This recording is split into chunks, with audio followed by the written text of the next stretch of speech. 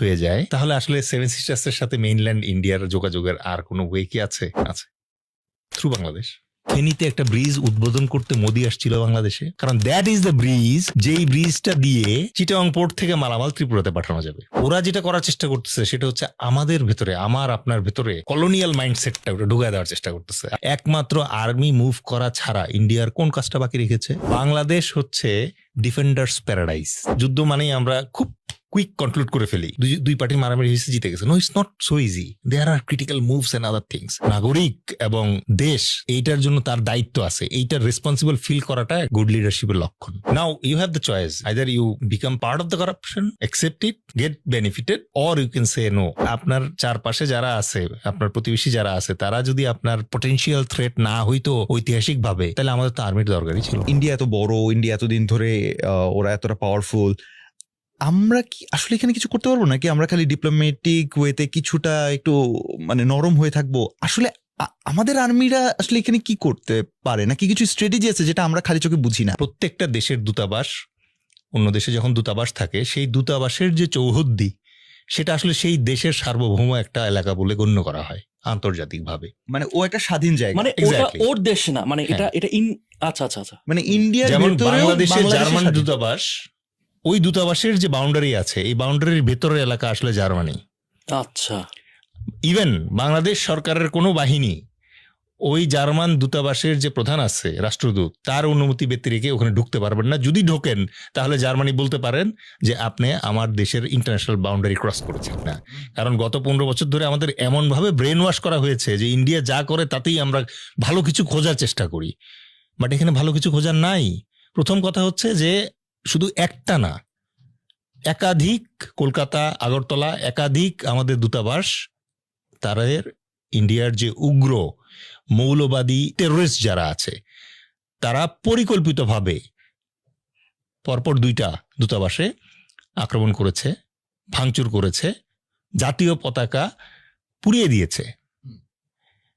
Vienna কনভেনশনের অধীনে এই কূটনৈতিক ব্যাপারগুলো পরিচালিত হয় পৃথিবীতে। ভিয়েনা কনভেনশনের অনুচ্ছেদ 22 কি বলে? আপনি আরেক দেশের দূতাবাসে কোনো প্রকার হুমকি, ক্ষয়ক্ষতি, হামলা অথবা অনুপ্রবেশ আপনি করতে পারেন না। এবং কেউ যদি করার চেষ্টা করে, এটা থামানোর দায়িত্ব, এটা প্রতিহত করার দায়িত্ব যেই দেশে দূতাবাসটি অবস্থিত সেই দেশের উপর। মানে প্রোটেকশন সেই দেশ দিবে। এক্স্যাক্টলি, এখানে দিতে হবে। এক্স্যাক্টলি, কিন্তু সেখানে দেয়নি বলেই তো আজকে এই অবস্থা। বাংলাদেশের ক্ষেত্রে কি হচ্ছে? বাংলাদেশ তো শান্তিপূর্ণ দেশ, আমরা যুদ্ধ আসলে চাই না। আমরা ইন্ডিয়ার সাথে যুদ্ধ করতে তো চাচ্ছি না, যদিও আমাদের ভেতরে ক্ষোভ আছে যে 15 বছর যে পিশাচিনী আমাদের দেশটাকে মানে তছনছ করে দিয়ে গিয়েছে, তাকে কেন আমাদের প্রতিবেশী দেশ আশ্রয় দিল? যুক্তি কি? ইভেন ইন্ডিয়া মিডিয়া ইন্ডিয়াকে জিজ্ঞেস করছে যে কেন? একটা দেশের রিলেশন আর একটা দেশের সাথে হয়, একটা দেশের মানুষের রিলেশন আর একটা দেশের মানুষের সাথে হয়, একটা দেশের রিলেশন কিভাবে একটা পার্টিকুলার দলের নেত্রীর সাথে হয়? Not accepted, globally not accepted. এখন ইন্টারন্যাশনাল নর্মস আছে, পৃথিবী একটা ভদ্র জায়গা, at least we assume like that. So এই জন্য হয়তো কেউ কিছু বলছে না, বাট অ্যাকচুয়ালি ওনার পাসপোর্ট যদি বাতিল হয়ে গিয়ে থাকে, তাহলে আসলে ওনার স্ট্যাটাস এই মুহূর্তে ইন্ডিয়াতে কি? এবং ইন্ডিয়া কি জানে না যে বাংলাদেশের জনগণ এটা অ্যাকসেপ্ট করছে না? কারণ বাংলাদেশের জনগণ তো মাত্র 100 দিন আগে তাকে উৎখাত করে বাধ্য করেছে দেশ থেকে একটা হেলিকপ্টার নিয়ে পালিয়ে যেতে। তো এই জাতীয় পরিস্থিতিতে আপনার প্রশ্নটির গুরুত্ব আসলে আমাদের পাবলিক অনুধাবন করতে পারছে কিনা, এই জন্য আমি দোষ দিব না, কারণ আমাদের ব্রেন ওয়াশ করা হয়েছে। But this is without any doubt A diplomatic deadlock, serious issue একদম। কূটনৈতিক একটা প্রচন্ড রকমের বাজে সম্পর্কের দিকে যাচ্ছে। তো নাও আপনি জিজ্ঞেস করতে পারেন যে এটা কে সলভ করে দিবে? এটা সলভ করার দায়িত্ব টোটালি ইন্ডিয়ার ওপর, ইটস নট অন আস। আমাদের দেশে তো হয় নাই, আমাদের দেশে ওনাদের দূতাবাসে তো আমাদের কেউ আক্রমণ করে নাই। বাংলাদেশের মতো একটা কান্ট্রিতে, যেটা মুসলিম মেজরিটি কান্ট্রি, সেই মুসলিম মেজরিটি একটা কান্ট্রির কোর্টে, চিটাগংয়ের কোর্টের কথা বলছি আমি, চিটাগংয়ের কোর্টে একজন মুসলিম আইনজীবীকে মেরে ফেলছে। তারপরে কতটুকু সংযম দেখাইছি আমরা যথেষ্ট সংযম দেখিয়েছি এই জায়গায়। কিন্তু কেন এই ঘটনাগুলো ঘটছে, এই ঘটনাগুলো কেন ঘটছে এটা বোঝার জন্য আমাদেরকে আসলে অনুধাবন করতে হবে যে ইন্ডিয়া কিভাবে আমাদের এগেনস্টে, এই ইন্টারিম গভর্নমেন্টের এগেনস্টে উঠে পড়ে লেগেছে। একমাত্র আর্মি মুভ করা ছাড়া ইন্ডিয়ার কোন কাজটা বাকি রেখেছে?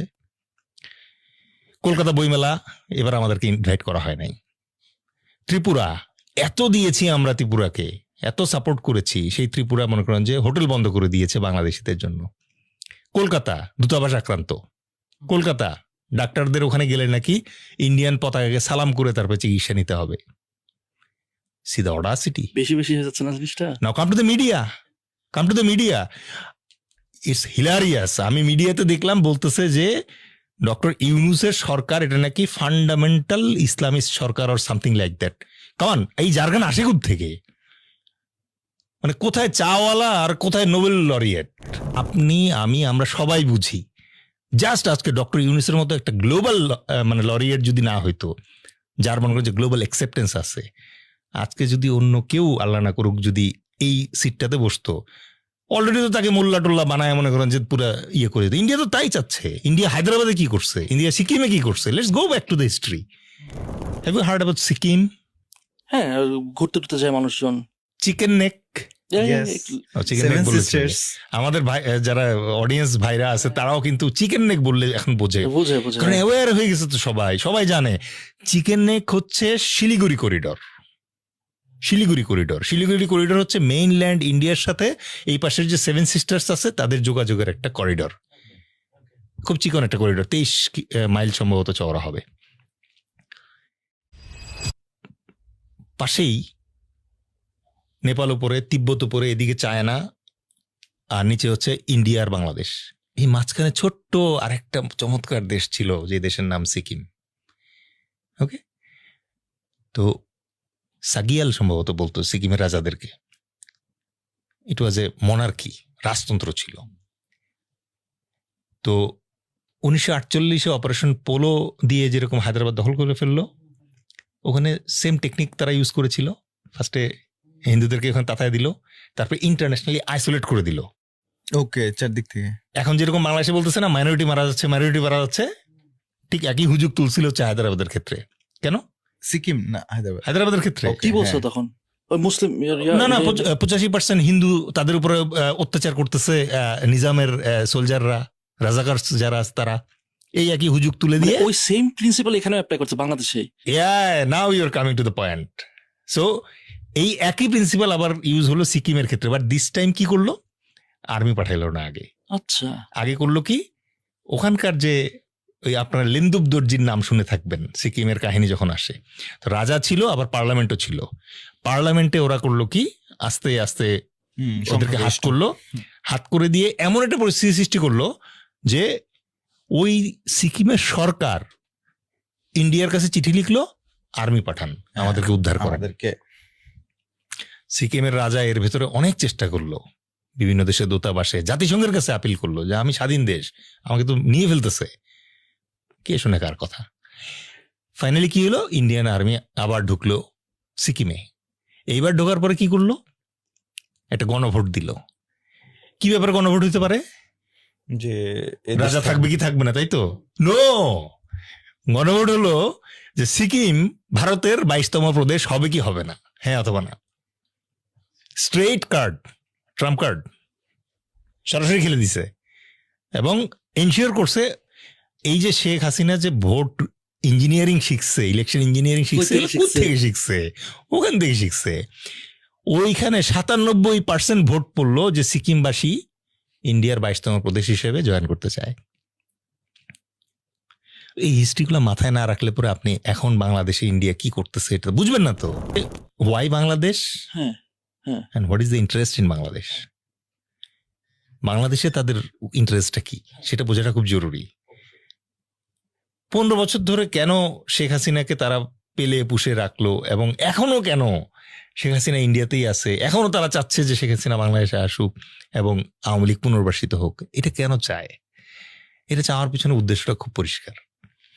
ওই যে শিলিগুড়ি করিডর, চিকেন নেক। খুব চিকন একটা জায়গা, চিকেন নেক। ওই চিকেন নেক দিয়ে তাদেরকে সেভেন সিস্টার্সের সাথে যোগাযোগ রাখতে হয়। আচ্ছা, এখন এই শিলিগুড়ি করিডোরের উপরেই হচ্ছে তিব্বত। তিব্বতে চাইনিজ প্রভাব অত্যন্ত প্রকট, একসেপ্ট করে নিছে, ইন্ডিয়াও একসেপ্ট করে নিছে। এখন এই চিকেন নেকের শিলিগুড়ি করিডোরের ঠিক উপরে চায়না এসে পৌঁছায় গেছে অলরেডি, তাই না? কেন এখানে এসে পৌঁছাচ্ছে, ইন্টারেস্টটা কি? কারণ এই চিকেন নেক যদি কাট হয়ে যায় তাহলে আসলে সেভেন সিস্টার্সের সাথে মেইনল্যান্ড ইন্ডিয়ার যোগাযোগের আর কোনো ওয়ে কি আছে? আছে, থ্রু বাংলাদেশ। ও, ওটার প্ল্যান করতেছে। অল্টারনেটিভ যে corridor, you miss the train but you have the bus. এই জন্যই এত করিডোর, ট্রানজিট, এত কিছু জন্য দরকার। এবং এটা ওরা কবে থেকে প্ল্যান করছে? ও মাই গড, 1971-এ একবার ট্রাই করছিল। আমাদের দেশ স্বাধীন হওয়া মাত্র ইন্ডিয়া একবার ট্রাই করছিল। ডিসিএসপি ওদের পাঠায় দিছিল বিভিন্ন জেলায়। ওরা চাইছিল যে সিকিমের মতো টেকনিকে, মানে একই রকম টেকনিক অ্যাপ্লাই করে বাংলাদেশকে যদি একটা করদ রাষ্ট্র বানায় ফেলা যায়। বাট তখন তো মুক্তিযোদ্ধারা কেবল, এই যে আমাদের যেরকম ভাইব আসছে, তখন মুক্তিযোদ্ধাদের ওই ভাইব তখন তুঙ্গে। ওই প্রপোজাল টের পাওয়া মাত্র মুক্তিযোদ্ধারা একটা ক্লিন পালস দিছে যে এখনো কিন্তু অস্ত্র জমা দেই নাই। দেয়ার আর টেলিগ্রামস, ইন্দিরা গান্ধীর কাছে জেনারেলরা পাঠাইছে, no it's not possible. This মুক্তিযোদ্ধাস, এরা মাত্র 9 মাস হলো যুদ্ধ করে ব্যাটেল হার্ডেন্ড অবস্থায় আছে। এই অবস্থায় পাকিস্তান 90,000 সৈন্য নিয়ে পারে নাই, আর তুমি এখানে এসে যদি আরেকবার ট্রাই করো তাইলে এখানে জাহান্নাম হয়ে যাবে, সম্ভব না। এই জাতি অন্যরকম, এরা সাবজুগেটেড হইতে চায় না, পোংটা জাতি, ঠিক আছে, রেজিলিয়েন্ট। তখন তারা কি চিন্তা করলো, ওকে তাহলে দখল করার দরকার নেই, ওকে, টেরিটরিয়ালি দখল করার দরকার নেই, বাট ওইরকম একটা গভর্নমেন্ট আনো, যে গভর্নমেন্ট আনলে পরে আমরা আমাদের ট্রানজিট পাবো, আমাদের রেলগাড়ি যাবে। আপনি কি জানেন ফেনীতে একটা ব্রিজ উদ্বোধন করতে মোদি আসছিল বাংলাদেশে? একটু গুগল করে দেখেন, আসছে। তাহলে ফেনীর ছাগল নিয়ে ব্রিজ উদ্বোধন করার জন্য মোদির কেন বাংলাদেশে আসতে হবে? কারণ দ্যাট ইজ দ্য ব্রিজ, যেই ব্রিজটা দিয়ে চিটাগং পোর্ট থেকে মালামাল ত্রিপুরাতে পাঠানো যাবে। ইন্ডিয়া, ওটা আমাদের চিকেন নেক। হ্যাঁ, ফেনীর কিন্তু চারদিকে ইন্ডিয়া, ওকে, 3 দিকে মনে হয় না, মানে ওই দিকটা পুরোটা 3টা দিকে ইন্ডিয়া, আর এই পাশে তো বঙ্গোপসাগর। নাও এই জায়গাটায় যেটা প্রশ্ন, সেটা হচ্ছে যে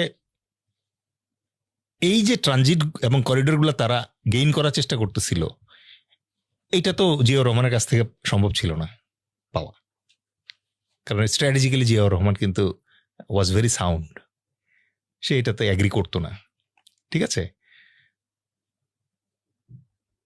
তো এরপরে এরশাদ চলে আসলো। এরশাদ at the end of the day he was also a soldier general, না? He also could not do anything against the will of the nation. Then they required someone যে তাদেরকে এই অ্যাডভান্টেজটা দিবে। নাও নাবিজ ভাই, ইউ ট্রাই টু আন্ডারস্ট্যান্ড যে আপনি একটা বিশাল, মানে আপনার ফ্যামিলিতে একটা বিশাল অ্যাক্সিডেন্ট হয়েছিল, ধরেন আমি কথার কথা বলতেছি, আপনার ফ্যামিলিতে একটা বিশাল অ্যাক্সিডেন্ট হয়েছিল, আপনি ছিলেন ইউএসএতে, আমি ইন্ডিয়াতে আমার বাসায় আপনাকে দাওয়াত দিয়ে নিয়ে আসলাম,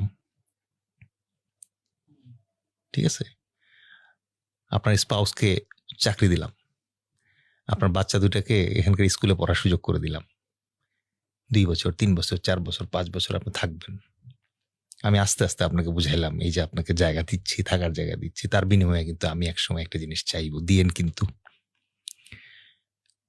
তখন কিন্তু আপনি মিডিয়ার সামনে বলতে আর লজ্জা লাগবে না যে ইন্ডিয়াকে যা দিয়েছি। ক্যান ইউ রিলেট নাও?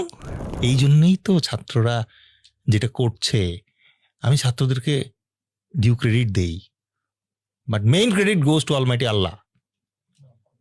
এত অশ্রু মানুষের, এত মানে মনে কষ্ট,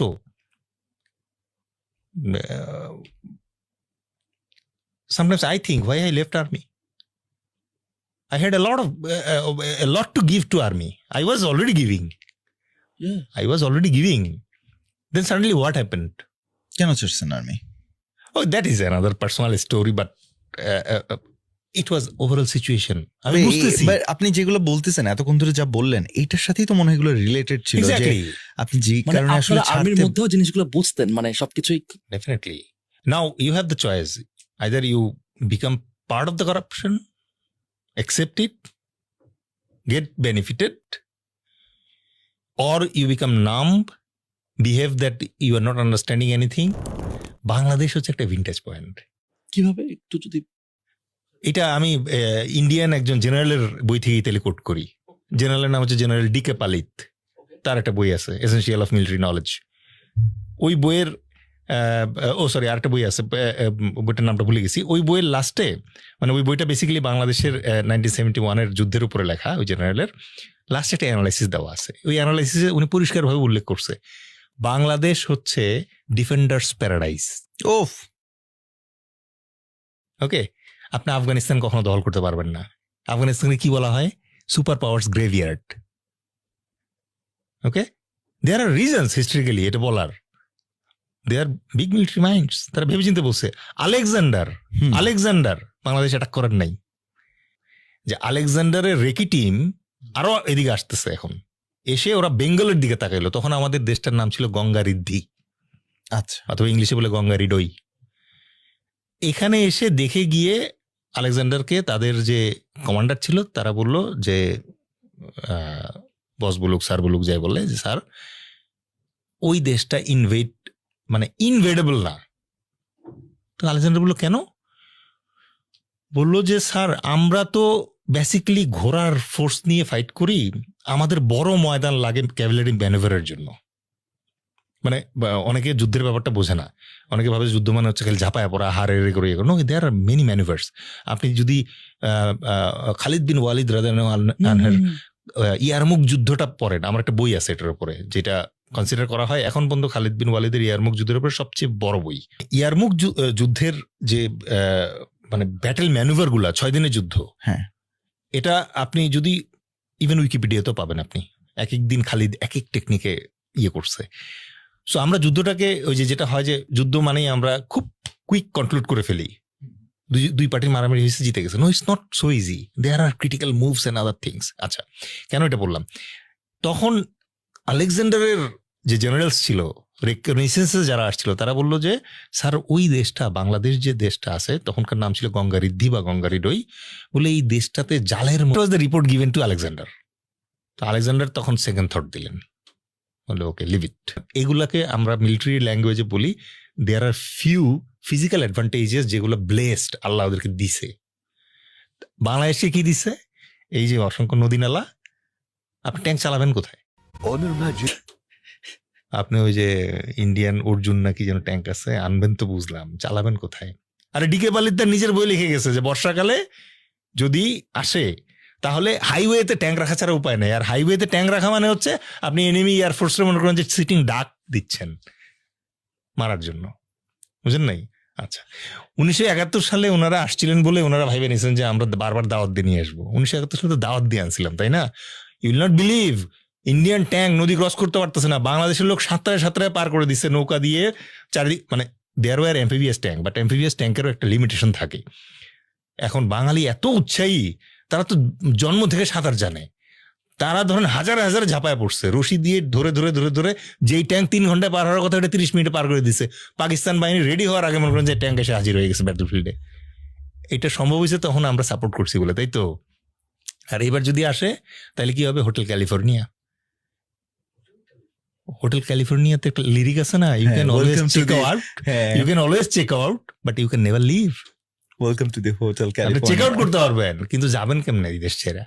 ইংরেজরাও তো শুরু করছে বাংলাদেশ থেকে, ওদের ওখানেও লেখা আছে বাংলাদেশের মতো এই পরিমাণ প্লান্ডার আর ইন্ডিয়ার কোথাও থেকে তারা করতে পারে নাই। হ্যাঁ, ইয়েস। তাহলে ভাই বাংলাদেশের এই অবস্থা আর কিভাবে সর্বশেষ হলো? হচ্ছে আমাদের মানে আমাদের মানে তার নাম নিতে তো এখন আসলে মনে হয় যে গুনাহ হবে এরকম। উনি তো প্রতি বছর $16 বিলিয়ন গড়ে মানে পাচার করছে দেশের বাইরে। $16 বিলিয়ন বাংলাদেশের মতো একটা কান্ট্রি যেখানে প্রায় 20 কোটি জনগণ, এখান থেকে ড্রেন আউট করে নিয়ে গেছে। টোটাল টেনিওরে নিয়ে গেছে $240 না $14 বিলিয়ন। তাই তো বলতেছে শ্বেতপত্র, ওই যে দেববাবু দেবপ্রিয় ভট্টাচার্য যেটা বললো, যদিও আই টোটালি ডিসএগ্রি, উনি বলতেছে চোর ধরা আমাদের কাজ না, আমরা করাপশনটা কি হয়েছে সেই গল্প বলা নাকি ওনাদের কাজ। টাকা ফেরত আনতে হবে। Very unfortunate. ওই তাহলে তো গত সরকারের আমলেও তো একই ঘটনা হয়েছিল। সুইস ব্যাংকে কালো টাকা আছে এটা আমরা জেনে গেছি। সুইস ব্যাংক বলতেছে তোমরা আমাদের কাছে নাম চাও, আমরা নাম বলে দিব, কেউ চায় না নাম। ইন্ডিয়ান কিছু মিডিয়া আছে তারা বলার চেষ্টা করে যে সকালে যাব, ওরকম কথা ওনারা পাকিস্তানের এগেনস্টেও বলছিল যে সকালবেলা নাকি অ্যাটাক করবে আর দুপুরবেলা গিয়ে লাঞ্চ করবে না, চা খাবে, এরকম বলছিল। ওই যুদ্ধে জিয়াউর রহমানের এক মানে ইস্ট বেঙ্গল রেজিমেন্ট পুরো শোয়াই দিছে, 70টার উপরে পদক পাইছে। স্টিল পাকিস্তানিরা মানে রেগার্ড করে যে ইট ওয়াজ জিয়াউর রহমানস ব্যাটালিয়ন, যেটা ছিল east Bengal regiment, that saved Karachi that day. 1965 যুদ্ধের কথা বলছি। এবং এই জন্য জিয়াউর রহমানের কিন্তু একটা পাকিস্তানি পদক আছে, Sitara e Jurat, one of the highest gallantry award ওখানে। তো এই জন্য আমি বললাম যে মিলিটারি অপশনটা আসলে এখানে নাই। আপনি যদি আমাকে জিজ্ঞেস করেন, India is never going to do this. So we have to think in other spectrum, যেখানে ইন্ডিয়া যে বিভৎস কাজগুলো করছে, তাদের মিডিয়া যে বিভৎস কাজগুলো করছে, সরকারের এগেনস্টে বলছে এবং আমাদের মানুষের এগেনস্টে বলতেছে সকাল বিকাল নাকি মাইনরিটি নির্যাতন হচ্ছে। আরে ভাই, দিস ইজ বাংলাদেশ। আসলে ওই ইন্ডিয়ায় বসে তারা কখনোই বুঝবে না যে আমাদের দেশটা কিভাবে চলে। আমাদের তো প্রেস সচিব তো তাদেরকে দাওয়াত দিচ্ছে আসার জন্য, তা আসতেও চাচ্ছে না। কারণ কি? কারণ যেই নিউজটা দিয়ে তারা কসলাতে পারবে, কসলায় বাংলাদেশে এগেনস্টে করতে পারবে। কেন রে বাবা? মানে উদ্দেশ্য ছাড়া বিধায় এর একটা ব্যাপার আছে না। মানে কেন সে এই লেভেলের প্রপাগান্ডা, ইন্ডাস্ট্রিয়াল লেভেলের যে মিস ইনফরমেশন, ডিসইনফরমেশন, আপনি দেখেন না, ঠিক এই সপ্তাহে একটা রিপোর্ট বেরিয়েছে, বিশ্বে 1 নাম্বার ডিসইনফরমেশনের কান্ট্রি কোনটা? Just Google it, it is India. তো পুরো পৃথিবী তো ওদেরকে বিলিভ করে না। বাট কথা হচ্ছে ওরা যেটা করার চেষ্টা করতেছে সেটা হচ্ছে আমাদের ভেতরে, আমার আপনার ভেতরে ওই যে কলোনিয়াল মাইন্ডসেটটা ওটা ঢুকায় দেওয়ার চেষ্টা করতেছে। আপনি যখন 1 বার 2 বার 3 বার 4 বার 5 বার বলবেন একটা মানুষকে যে আপনি খারাপ, আপনি খারাপ, আপনি খারাপ, আপনি খারাপ, তখন ব্রেনের কোডিং হয়ে যায়। ইয়েস, এটা একটা গোয়েবলসের একটা ইয়ের মতো ব্যাপার। A leader should feel responsible that নাগরিক এবং দেশ এইটার জন্য তার দায়িত্ব আছে, এইটার রেসপন্সিবল ফিল করাটা একটা গুড লিডারশিপের লক্ষণ। একজন শাসককে তার প্রত্যেকটা সিদ্ধান্তে ওই পরিমাণ হোমওয়ার্ক করতে হবে যে তার একটা সিদ্ধান্তের কারণে একটা দুধের শিশু কষ্ট পাচ্ছে কিনা, এই হোমওয়ার্ক করার মতো লোক লাগবে। সঠিক পথে আনতে হয় তাহলে কি লাগবে? একটা জিনিস কি লাগবে, ওটা হচ্ছে উই নিড গুড লিডারশিপ। আজকে বাংলাদেশ যতটা ঐক্যবদ্ধ হতে পারলো এবং আজকে বাংলাদেশ যতটা মাথা তুলে এখন পর্যন্ত কথা বলছে, এমন না যে আমাদের পকেট টাকা দিয়ে ভরে গেছে, সোনা মোহর দিয়ে ভরে গেছে, সোনার বাংলা হয়ে গেছি আমরা, নো। বাট আমরা এইটুক জানি যে ডক্টর ইউনূস সম্ভবত চুরি করে সুইস ব্যাংকে টাকা রাখে না। You see, one single man at the top, if he is honest enough, it can change the game. There is nothing. So, নেতৃত্ব সিলেকশনে খুব সতর্ক হওয়া দরকার আছে। হাউ মানে শেখ হাসিনা যখন দেশ থেকে পালায় গেলেন তখন পুলিশ বাহিনীও পালায় গেল কেন? কারণ বেনজিরের মতো লোক ছিল ক্ষমতায়। ওই যে top man was not right man. আজকে বাংলাদেশ আর্মি এখন পর্যন্ত কিসের জন্য সব ভরসা ক্যারি করার চেষ্টা করতেছে? কষ্ট হচ্ছে। 90 দিন 100 দিন হয়ে গেছে আর্মি ফিল্ডে আছে। ডোন্ট ইউ ফিল যে একটা সোলজারের বাসার বাজারটা কিভাবে হচ্ছে? আর্মির তো মেইন রোল আছে একটা, এক্স্যাক্টলি দেশ রক্ষার রোল আছে তো, সভারেন্টি মেইনটেইনের। ওইখানে যদি আমরা পিছিয়ে যাই, কমতিতে পড়ি, তাইলে তো আর বোধহয় মানে আমাদের যারা মানে ভাসুর যারা আছে, যাদের নাম আগে আমরা নিতে পারতাম না, তাহলে এটাও কিন্তু খুব ভয়ঙ্কর একটা মানে পলিসি হইতে পারে যে পুলিশিং বন্ধ করে দাও, এটা বন্ধ করে দাও, ওটা বন্ধ করে দাও, army will be diploid into that thing so that ওই জায়গাগুলো ফাঁকা থাকে। মানে এগুলো তো আমি জানি না, এগুলো বাজে চক্রান্ত। আমি যেটা বলার চেষ্টা করতেছি সেটা হচ্ছে আর্মির একটা প্রাইমারি রোল আছে। এটা মানে শান্তিকালীন সময়ে অনেকে দেখবেন যে মজার মজার কথা বলে যে আর্মির কাজ কি, সারাদিন লেফট রাইট করে, তারপরে কি হাঁটুতে বুদ্ধি, এই টাইপের কথা বলে। এখন now you understand why you need a army. আপনার বাসায় তালা দেন, প্রতিদিন এসে চোর নক করে নাকি আপনার বাসায়? একদিন এসে নক করবে, সেই দিন তো আপনার ইয়ে দরকার, মানে সিকিউরিটি দরকার। দ্যাটস ওয়াই এভরিডে আপনি তালা লাগানোর প্র্যাকটিস করেন। You need an army for that.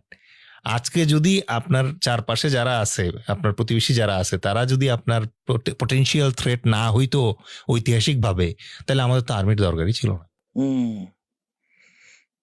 True. বাস্তবতা হচ্ছে যে তারা আমাদের পটেনশিয়াল এনিমি হইতে পারে, that's why we need an army. আপনি ফিল করতেছেন যে আপনার যে প্রতিবেশী আছে সে কখনো আপনার সাথে কিছু করবে না, তাহলে অযথা এই টাকাগুলো খরচ কেন করবো আমি? আমাকে সিরিমোনিয়াল আর্মি দরকার? তাহলে দরকার নাই তো, যে আমার খালি 16 ডিসেম্বরে প্যারেড করার জন্য আর্মি লাগবে, এটার জন্য তো এত বড় আর্মি দরকার নেই। এই যে দ্বিচারিতা ছিল আগের ইয়েতে, ওইটা থেকে বের হয়ে আসতে হবে। আর যেটা আমি বলতেছিলাম যে মানে এরকম একটা ক্রাইসিস মোমেন্টে আজকে আপনি চিন্তা করেন জেনারেল ওয়াকার স্যার যদি আদারওয়াইজ ডিসিশন নিতেন, অথবা ডিসিশন না নিতেন, অথবা উনি যদি ওয়াক ওভার করতেন, তাহলে পরিস্থিতি কোন দিকে যেত? আরে আল্লাহ, কতজন চায়না করে থাকতো, এটা কোনো কল্পনা নাই। এই জন্যই মানে যেটা আমরা চাচ্ছি, আমার কাছে মনে হয় আমাদের ওইরকম হযরত ওমরের মতো একজন নেতৃত্ব দরকার, যিনি নিজের সততা দিয়ে বাকিদেরকে উদ্বুদ্ধ করবে। ডক্টর ইউনূস যদি কোনো দুর্নীতি না করে, আর কোনো উপদেষ্টার সুযোগ আছে নাকি? আপনার লিডারশিপ যদি পিওর এন্ড অনেস্ট থাকে, আপনার উপদেষ্টার অভাব হবে না, আমি আপনার এটা বলে দিতে পারি। আর পৃথিবীর যে কোনো দুইটা শক্তিশালী রাজার ভেতরে যদি আপনি ইয়ে করেন, কম্পেয়ার করেন যে কে শক্তিশালী আর কে দুর্বল, যার উপদেষ্টা পরিষদ শক্তিশালী